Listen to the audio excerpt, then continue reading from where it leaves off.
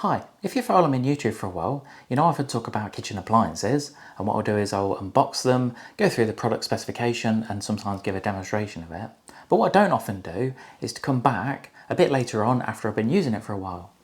I recorded a video for this Siemens Espresso machine around 8 months ago, and I must admit it's something I've been using pretty much every day, sometimes several times. So what I wanted to do was to do a follow-up video to show you some of the good and the bad points of the Siemens Espresso machine. So sometimes if I'm in a hurry, then all I want to do is just have a really quick cup of coffee, and when you first turn the machine on, it goes through system rinsing, which I must admit can be a little bit frustrating, especially if you're in a hurry.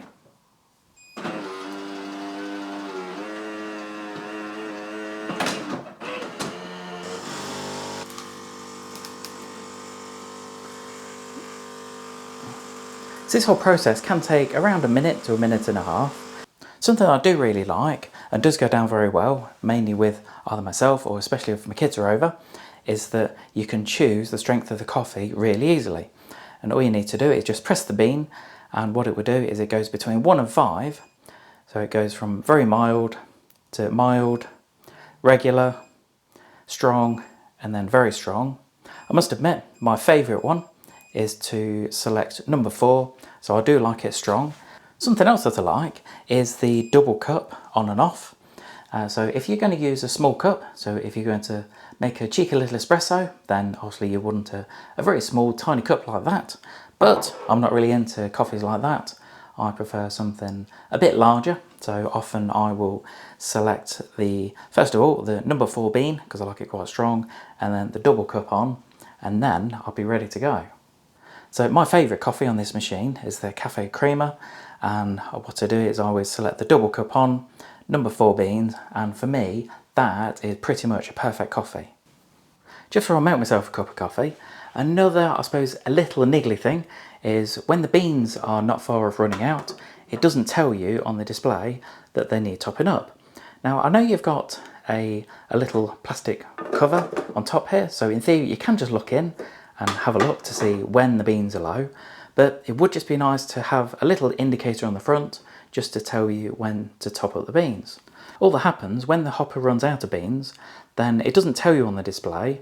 All it will do is it just won't have any coffee within the drink that you've just made. And I suppose following on from the beans, as you go to the water container on the back, as you can see here, it does need topping up, but it would just be nice to have a small indication on the front, or at least an alert to tell you when the water needs topping up.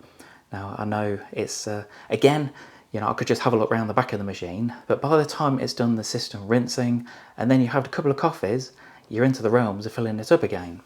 And because it's doing the system rinsing every time switching it on, then of course some of the excess water sits in the tray or just below the tray at the bottom. So when you open the door, you have got the tray of water that needs emptying actually quite often. And as you can see in here, you've got the ground coffee that's gone through the machine that isn't used anymore, so that needs emptying and cleaning out every now and then. One of the final things that can be a little bit frustrating is the noise of the machine.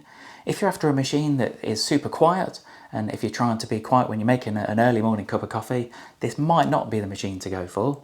I'll just show you how noisy it is.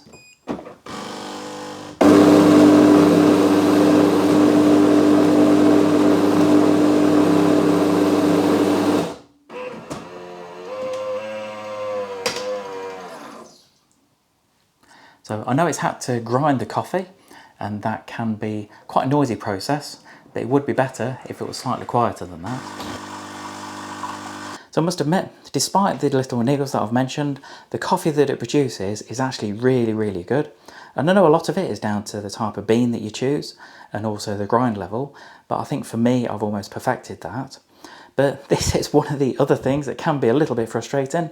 I did mention about the water tank earlier. So I'd selected the double cup on, but as you can see on top here, the water tank's empty.